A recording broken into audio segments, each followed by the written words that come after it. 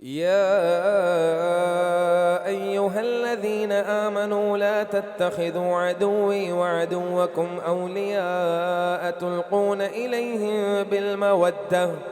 وقد كفروا بما جاءكم من الحق يخرجون الرسول وإياكم أن تؤمنوا بالله ربكم إن كنتم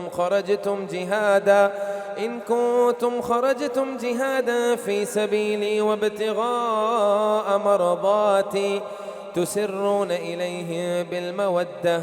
وأنا أعلم بما أخفيتم وما أعلنتم ومن يفعله منكم فقد ضل سواء السبيل إن يثقفوكم يكونوا لكم أعداء ويبسطوا إليكم أيديهم وألسنتهم بالسوء وودوا لو تكفرون